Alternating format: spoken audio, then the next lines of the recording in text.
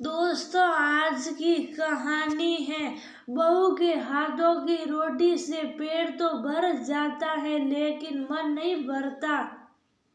दोस्तों, कहानी शुरू करने से पहले अगर आपने हमारे चैनल को अभी तक सब्सक्राइब नहीं किया हो तो कर लीजिए ताकि आपके पास पहुंच सके हर नया वीडियो। गौरी शंकर बहुत सुलझे हुए व्यक्ति थे। हालांकि 70 की उम्र पार कर चुके थे पर फुर्ती शरीर में जवानों वाली आज भी बरकरार थी। रोज सुबह शाम नियमित घूमने जाते, कसरत करते और अपना आधा दर्जन दोस्तों के साथ गपशप करते। उनके दोस्तों में सूरजमल, किशन सिंह, राधे श्याम और अनवर अली मुख्य थे, जो शायद बहुत लंबे समय से साथ थे।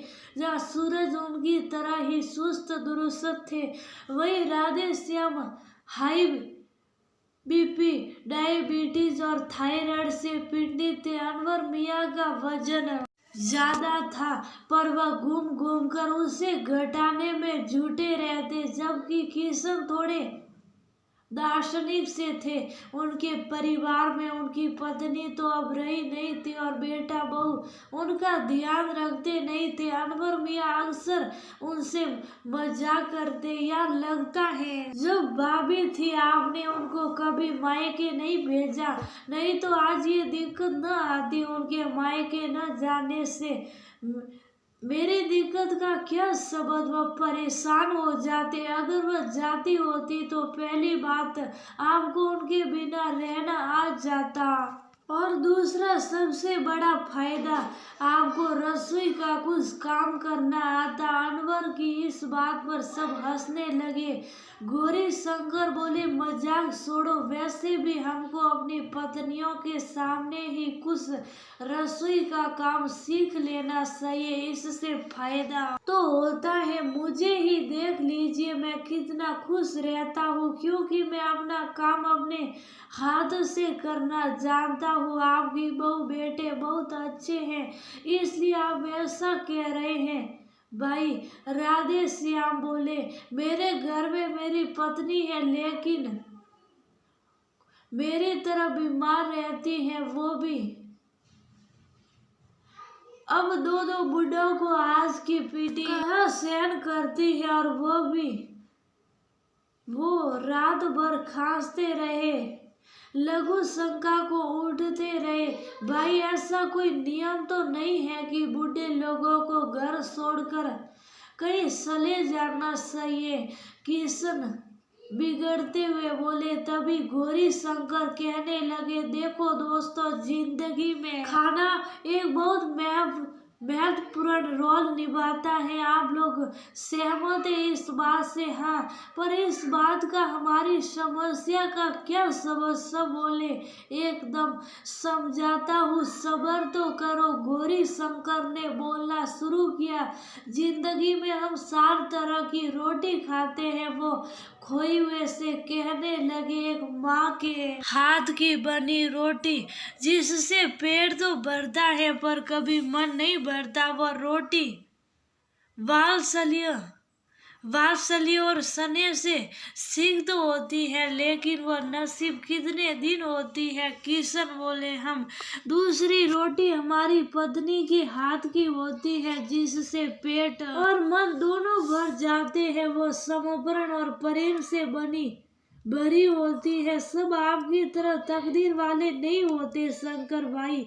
राधे श्याम बोले, भाभी तो साक्षात अन्नपूर्णा थी, कुछ तकदीर भी होती है, कुछ बनानी भी पड़ती है भाई। गौरी शंकर गहरी सांस लेते हुए बोले, अपनी जवानी में हम मगरूर होते हैं, पत्नियों से दुर्व्यवहार करते हैं और फिर चाहते हैं कि वह बढ़ती उम्र में हमारा वैसे ही ख्याल रखे जैसे जवानी में रखती थी। हम ये क्यों भूल जाते हैं कि अगर 70 की उम्र हमारी हो रही है तो 68 की वो भी हो रही है। बात तो ठीक है भाई, आपकी सिर खुजलाते अनवर मियाँ बोले, अरे आपकी रोटियां अभी दो ही हुई है, क्या ये आगे भी है? राधे श्याम बोले। बिल्कुल। हंसते हुए शंकर बोले, हमारी तीसरी रोटी हमारी बहू के हाथ की होती है, जो कर्तव्य और जिम्मेदारी से भरी होती है, और उसमें पेट तो भर ही जाता है। मन की क्या कहूँ, आखिर में एक रोटी और होती है। गौरी शंकर बोले, अच्छा जी, अभी और भी है। वो हंसने लगे। जी, और ये रोटी नौकरानी के हाथ की होती है, जिससे न पेट भरता और न ही मन, तब भी खानी पड़ती है। किशन उदास होते बोले, मैं तो वर्षों से वो ही खा रहा हूँ यार, आपकी बहू खाना नहीं बनाती।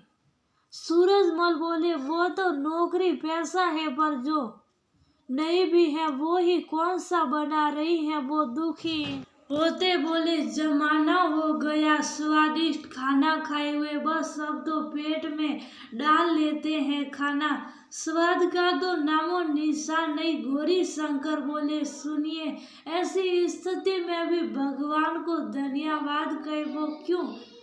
थोड़ा सीरते हुए किशन बोले, क्योंकि इस उम्र में ज्यादा स्वाद का क्या कीजिएगा। जिसने जीव को संतुष्ट किया, फिर उसका शरीर साथ नहीं देता। आप उस परम पिता का धन्यवाद करें कि उसने ये जीवन दे तो रखा है कम से कम, और परिवार भी उनकी सोच से जो बिल्कुल अकेले हैं। आप जैसी सोच हो जाए तो जिंदगी स्वर्ग बन जाए। अनवर मुस्कुराए और हम स्वर्गवासी। राधे श्याम खी खी करके हंसने लगे। वह सब एक साथ हंसने लगे थे, और पास ही एक जवान लड़कों का झुंड निकल रहा था। वो आपस में कहने लगे, देखना इन बुड्ढों को कैसे खिलखिला रहे हैं इस उम्र में भी, और एक हमें हजार परेशानियों से घिरे हुए निस्तेज चेहरे, जिम्मेदारियों के बोझ तले दबे हुए हैं। जिंदगी ऐसे ही चलती रहती है, इसे समझदारी से जिया जाए तो ये सुखद लगती है, और बहुत समझा जाए तो बोझ ही बन जाती है। पुरुषों को ज्यादातर बहुत कठोर माना जाता है। कहते हैं मर्द को दर्द नहीं होता, वो रोते नहीं, लेकिन ऐसा नहीं है। सब तरह के पुरुष होते हैं। अगर वो अपने जीवन में आई स्त्रियों, माँ, पत्नी, बेटी, बहू का सम्मान करते हैं तो उन्हें सुख संतुष्टि जरूर मिलती है। कई पुरुष भी बहुत संवेदनशील होते हैं, और उन्हें भी दर्द होता है।